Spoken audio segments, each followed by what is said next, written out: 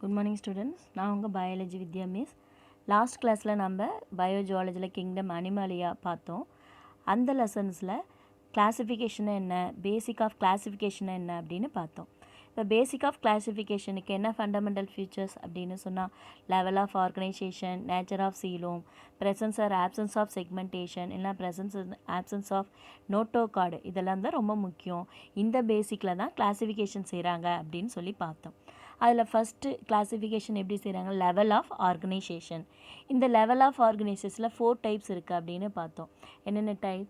Cellular level of organisation, திசு level of organisation, organ level of organisation, organ system level of organisation அப்படின்னு 4 types இருக்குது.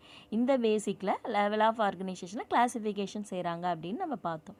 அதில் first cellular level of ஆர்கனைசேஷனில் ஒரு தனிப்பட்ட, அதாவது ஒரு அனிமலில் இருக்கக்கூடிய செல்களை என்ன செய்யுது, அந்த அனிமலுக்கு வேணுங்கிற ஃபங்க்ஷனை செய்யுது.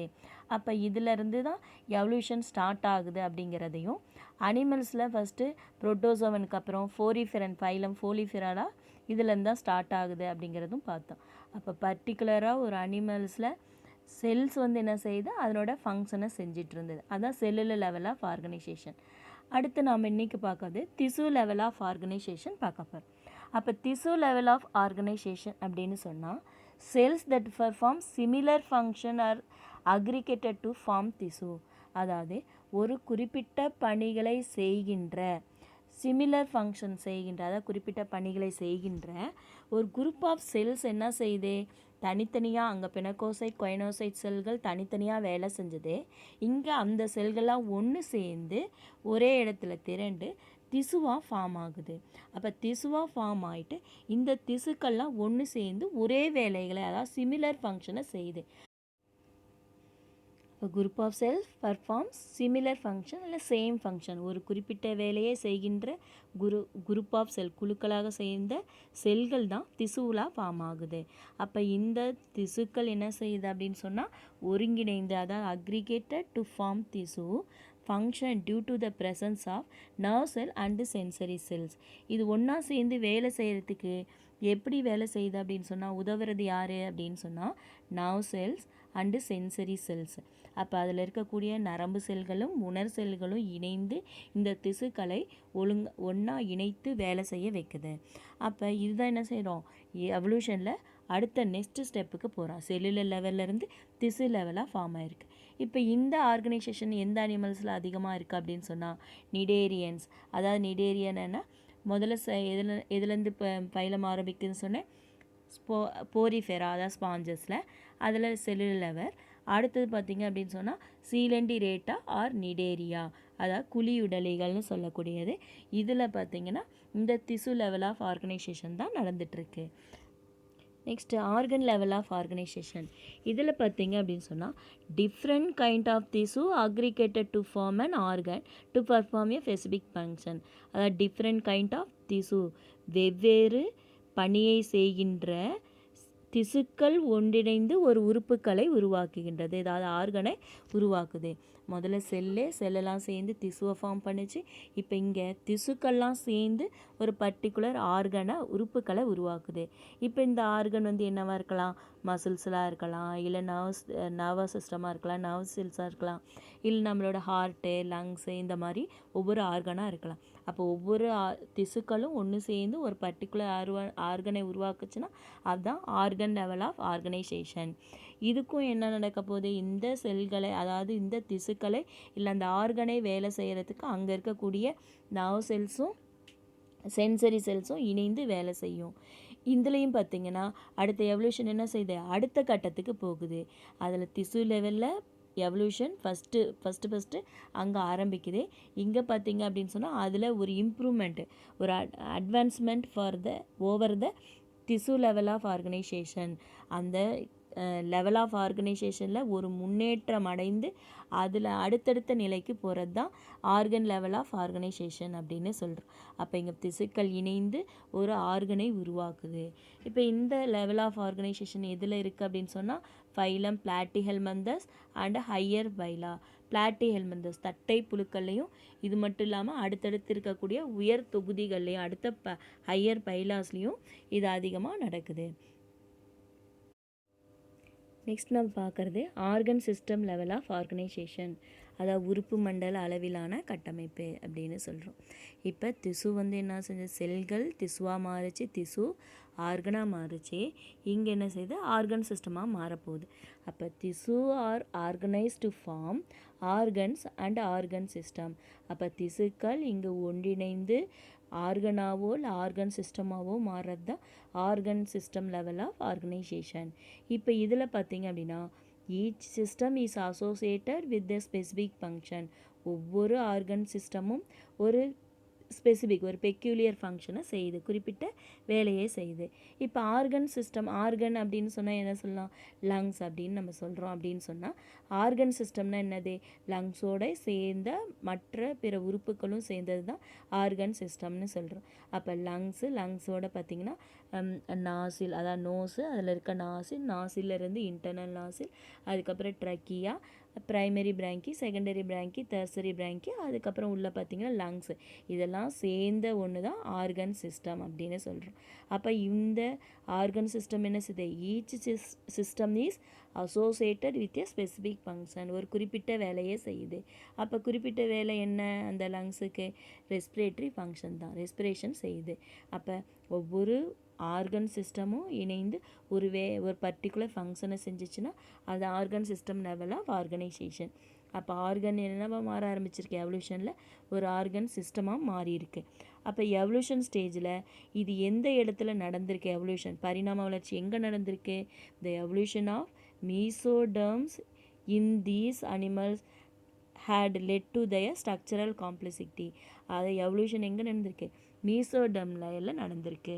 அப்போ மீசோடம் லேயர்னால் என்ன, இப்போ ஒரு ஜைகோட் ஃபார்ம் ஆகுது, ஜைகோட்லேருந்து 2 செல் ஸ்டேஜ், 3 செல் ஸ்டேஜ், 4 செல் ஸ்டேஜ், அடுத்தது 8லேருந்து அதுக்கப்புறம் 32, அதுக்கப்புறம் பார்த்திங்கன்னா மொருலா, அப்புறம் பிளாஸ்டுலா, கேஸ்டுலா அப்படின்னு ஸ்டேஜஸ் நடந்துட்டுருக்கும். அப்போ கேஸ்ட்ரேஷன் அப்போ பார்த்திங்க அப்படின்னு சொன்னால் இது எக்டோடம், மீசோடம், எண்டோடம் அப்படின்னு 3 லேயர்ஸாக மாறும். இப்போ இந்த மீசோடமோட ஃபங்க்ஷன் என்ன அப்படின்னு சொன்னால் முக்கியமான இன்டர்னல் ஆர்கனான மசில்ஸ், போன், ஹார்ட்டு, லங்ஸ் இந்த ஆர்கன்ஸை ஃபார்ம் பண்ணுறது தான் இந்த மீசோடமோட வேலை. இப்போ இந்த மீசோடமில் அந்த செல் அதாவது எம்ப்ரியானிக் டெவலப்மெண்ட் அப்போ மீசோடமில் சேஞ்சஸ் நடந்து எவல்யூஷன் நடந்தது, அதாவது பரிணாம வளர்ச்சி நடந்ததுனால இங்கே என்ன செஞ்சது, ஆர்கன்ஸ்லாம் மாறி ஆர்கனல் சிஸ்டமாக மாறியிருக்கு அப்படின்னு சொல்கிறாங்க. அப்போ இதில் இருக்கக்கூடிய அந்த ஸ்ட்ரக்சரல் காம்ப்ளெக்சிட்டி, அதாவது அப்போ சிம்பிள் ஆர்கன் வந்து இங்கே என்ன செஞ்சது, பரிணாம வளர்ச்சினால சிக்கலான அமைப்புடையதாக மாறுது, ஸ்ட்ரக்சரல் காம்ப்ளெக்சிட்டியாக மாறிடுச்சு. இப்போ இதை யார் மெயின்டைன் பண்ணுறா, highly specialise nerves and sensory cell. நம்ம முதலேருந்து சொன்னோம் ஆர்கனை வந்து பார்த்துக்கிறது என்னென்னா nerve cell and sensory cells அந்த திசுக்களை ஒன்றிணைந்து வேலை செய்ய வைக்குதுன்னு. இங்கே ஹைலி ஸ்பெஷலைஸ்டு அதிகமான சிறப்புத்தன்மை வாய்ந்த செல்களாக இந்த நர்வ் செல்ஸும் சென்சரி செல்லும் மாறிடுச்சு. இந்த செல்கள் தான் என்ன செய்யுது, இந்த ஆர்கன் சிஸ்டத்தை வேலை செய்ய வச்சுருக்கு அப்படின்னு சொல்லலாம். Highly specialise nerves and sensory cell coordinate and integrate the function. ஒருங்கிணைந்து வேலை செய்ய வைக்கிறது யாருன்னா highly specialise nerves and sensory cell. அப்போ இந்த organ system level of organisation என்னென்ன அனிமல்ஸில் இருக்கும், எக்ஸாம்பிள் ஃப்ளாட் வார்ம்ஸ், அதாவது தட்டை புழுக்கள், நெமட்டோட்ஸு, உருளை புழுக்கள், அன்னலேட்ஸ், ஆத்ரபோடா, மொலஸ்கா, எக்கினோடர்ம்ஸ் அண்டு கார்டேட்ஸ், இதில் எல்லாத்துலேயும் இருக்குது. இது மட்டும் இல்லாமல் இதனுடைய மெயின் ஃபங்க்ஷன் என்னவாக இருக்கும் அப்படின்னு சொன்னால் இந்த நரம்பு மண்டலங்கள், உணர் செல்கள் என்ன செய்யுது, அதாவது சென்சரி செல்லும் நர்வ் செல்ஸும் சில சமயத்தில் very primitive and simple and complex இந்த வேலை செய்யும் பொழுது இந்த தன்மையில், அது செய்கிற தன்மையில் சில மாற்றங்கள் ஏற்படுறதுனால அந்த அனிமல்ஸில் சிம்பிள் அமைப்பாகவோ இல்லை ஒரு காம்ப்ளெக்ஸ் அமைப்பாகவோ மாறியிருக்கும். அப்போ சிம்பிளாகவோ இல்லை காம்ப்ளெக்ஸாக ஒவ்வொரு அனிமல்லையும் இந்த ஆர்கன் சிஸ்டம் அப்படிங்கிறது very primitive and simple or complex, அந்த அனிமலை பொறுத்து அது எளிமையானதோ இல்லை சிக்கலான அமைப்புடையதாகவோ மாறியிருக்கும். அது இப்போ எக்ஸாம்பிள் எடுத்துட்டோம்னா digest system and circulatory system. இந்த டைஜஸ்ட் சிஸ்டமும் சர்க்குலேட்டரி சிஸ்டமும் பார்த்திங்கன்னா லோயர் அனிமல்ஸ்லேருந்து ஹையர் ஆர்கானிசத்தில் வரைக்கும் கொஞ்சம் கொஞ்சம் சேஞ்சஸ் நடந்திருக்கும். அதுக்கு காரணம் என்ன, எவல்யூஷன் சேஞ்சஸ் மட்டும் இல்லை, இந்த நரம்பு செல்ஸ் அதாவது நர்வ் செல்ஸும் சென்சரி செல்ஸும் முழுமையாக சேர்ந்து வேலை செய்யும்போது நடந்த அந்த பரிணாம வளர்ச்சி தான் அந்த அனிமல்ஸ் வந்து சிம்பிள் ஸ்ட்ரக்சரோ இல்லைனா காம்ப்ளெக்ஸ் ஸ்ட்ரக்சராகவோ மாறி இருக்க காரணம் அப்படின்னு சொல்லலாம். இப்போ ஃபஸ்ட் எக்ஸாம்பிள் டைஜஸ்ட் சிஸ்டம். அடுத்த ஆர்கன் சிஸ்டம் லெவல் ஆஃப் ஆர்கனைசேஷனில் நம்ம சில மாற்றங்கள் நடந்திருக்குன்னு சொல்லியிருக்கோம். இதில் டைஜஸ்ட் சிஸ்டமும் சர்க்குலேட்டரி சிஸ்டமும். இப்போ அந்த டைஜஸ்ட் சிஸ்டத்தை பொறுத்து இந்த அனிமல்ஸை incomplete digest system and complete digest system அப்படின்னு 2 டைப்ஸாக பிரிக்கிறோம். அப்போ இன்கம்ப்ளீட் டைஜஸ்ட் சிஸ்டம்னா என்ன அப்படின்னு சொன்னால், இப்போ ஒரு அனிமல்ஸில் நீங்கள் பார்த்துருப்பீங்க, ஒரு பர்டிகுலர் அதாவது டைஜஸ்ட் சிஸ்டத்தில் அந்த அனிமல் ஃபுட்டை எடுத்துக்கிறது மவுத் வழியாகவும் வேஸ்ட்டு எஸ்க்ரீட்டாக வெளியில் கொண்டு போகிறது ஆனஸ் வழியாகவும் இருக்கும். ஆனால் இதில் இன்கம்ப்ளீட் டைஜஸ்ட் சிஸ்டத்தில் பார்த்தீங்க அப்படின்னு சொன்னால் ஒன்லி சிங்கிள் ஓப்பனிங், ஒரே ஒரு ஓப்பன் மட்டும்தான் இருக்கும். அந்த ஒரு சிங்கிள் ஓப்பனிங்கே serves as a mouth and the anus. அதுவே மவுத்தாகவும் ஆனஸ் வெளியில் எஸ்க்ரீட்டாக அனுப்பக்கூடிய அந்த ஓப்பனிங் பேர் ஆனஸ். அப்போ அதுவே மவுத்தாகவும் வேலை செய்யுது, வேஸ்ட் மெட்டீரியலை வெளியில் அனுப்பக்கூடிய ஆனஸாகவும் வேலை செய்யுது. அப்போ இதனால என்னது, இது ஒரு இன்கம்ப்ளீட் டைஜஸ்ட் சிஸ்டம் அப்படின்னு சொல்கிறோம். இப்போ இதுதான் என்னது, ஆர்கன் லெவல் ஆஃப் ஆர்கனைசேஷனில் எவல்யூஷன் சேஞ்சஸ் இனிமேட் தான் நடந்துகிட்ருக்கு அப்படின்னு அர்த்தம். அப்போ அதனால தான் இது வந்து ஒரு இன்கம்ப்ளீட் டைஜஸ்ட் சிஸ்டமாக இருக்குது. இப்போ எக்ஸாம்பிள் எடுத்துகிட்டா பிளாட்டிஹெல்மந்தஸ் தட்டை புழுக்கள் வகைகள்லாம் இதில் தான் இருக்குது. அந்த வகைகளில் இந்த இன்கம்ப்ளீட் டைஜஸ்ட் சிஸ்டம் இருக்குது அப்படின்னு சொல்கிறாங்க. இப்போ எக்ஸாம்பிள் எடுத்துகிட்டா பிளானேரியா, லிவர் ஃப்ளூக், டேப் வார்ம் அப்படின்லாம் சொல்லலாம். இப்போ இதில் பிளானேரியாவில் அப்படின்னு சொன்னால் அதனுடைய சென்ட்ரல் போர்ஷனில் ஒரு மவுத்து இருக்குது. அந்த மவுத்தாவே என்ன செஞ்சுருக்கீங்க, இங்கே நாம் சொல்லியிருக்கோம் இன்கம்ப்ளீட் டைஜஸ்ட் சிஸ்டத்தில் சிங்கிள் ஓப்பனிங் தான் இருக்கும் அப்படின்னு சொல்லி. அப்போ மவுத்தே இங்கே என்ன வேலை செய்யுது, ஆனஸாகவும் வேலை செய்யுது. அப்போ இதில் பார்த்திங்கன்னா இன்கம்ப்ளீட் டைஜஸ்ட் சிஸ்டம் இருக்குது அப்படின்னு சொல்லலாம். அடுத்த செகண்ட் டைப் என்ன அப்படின்னு சொன்னால் கம்ப்ளீட் டைஜஸ்ட் சிஸ்டம். இப்போ கம்ப்ளீட் டைஜஸ்ட் சிஸ்டம் அப்படின்னு சொன்னாவே நம்ம டைஜஸ்ட் சிஸ்டம் ஆரம்பிக்கிறது மவுத்தில் ஆரம்பித்து லாஸ்ட் வந்து எண்ட் ஆகிறது ஆனஸ். அப்போ இங்கே என்ன இருக்கும், வித் 2 ஓப்பனிங் இருக்கும். த மவுத் அண்ட் த ஆனஸ் ரெண்டுமே ப்ரெசண்ட் ஆகிருக்கு. அப்போ மவுத் வழியாக ஃபுட்டை எடுத்துகிட்டு ஃபுட்டெல்லாம் டைஜஸ்ட் ஆகி ஸ்மால் இன்டெஸ்டைன், லார்ஜ் இன்டெஸ்டைனில் போய் லாஸ்ட்டில் ரெக்டாக ஆனஸில் முடிஞ்சிடும். அப்போ ஆனஸில் வேஸ்ட் மெட்டீரியல் வெளியில் எக்ஸ்க்ரீட் பண்ணுறது ஆனஸ். அப்போ இதில் 2 ஓப்பனிங் இருக்கிறதுனால இது கம்ப்ளீட் டைஜஸ்ட் சிஸ்டம், அதாவது முழுமையான செரிமான மண்டலம் அப்படின்னு இதில் சொல்கிறோம். இதில் எந்தெந்த அனிமல்ஸில் இருக்குது அப்படின்னு சொன்னால் எக்ஸாம்பிள் ஆஸ்கிஹெல்மந்தஸ் எல்லாத்துலேயும் கார்டேட்ஸ், அதிலிருந்து கார்டேட்ஸ் வரைக்கும் பார்த்திங்கன்னா எல்லாத்துலேயும் இந்த 2 ஓப்பனிங் வந்து இருக்கும். ஆஸ்கிஹெல்மந்தஸ் அதாவது உருளைப்புழுக்கள்லேருந்து ஆரம்பித்து லாஸ்ட்டு கார்டேட் முதுகு நாணிகள் வரைக்கும் இருக்கக்கூடிய விலங்குகளுக்கு 2 ஓப்பனிங் இருக்கக்கூடிய டைஜஸ்ட் சிஸ்டம், அதாவது கம்ப்ளீட் டைஜஸ்ட் சிஸ்டம் ப்ரெசண்ட்டாக இருக்குது. நெக்ஸ்ட்டு பார்த்திங்கன்னா சர்க்குலேட்டரி சிஸ்டம். சர்க்குலேட்டரி பேசிக்லேயும் கிளாஸிஃபை பண்ணியிருக்காங்க. இப்போ இந்த சர்க்குலேட்டரி சிஸ்டம் பார்த்திங்கன்னா லோயர் அனிமல்ஸில் இன்கம்ப்ளீட்டாக இருக்குது. அதே போல் ஹையர் அனிமல்ஸ்க்கு போக போக கம்ப்ளீட்டான ஒரு சர்க்குலேட்டரி சிஸ்டம் இருக்குது. அப்போ இந்த பேசிக்கை வச்சு சர்க்குலேட்டரி சிஸ்டத்தை open type and close type அப்படின்னு 2 டைப்ஸ் பிரிக்கிறாங்க.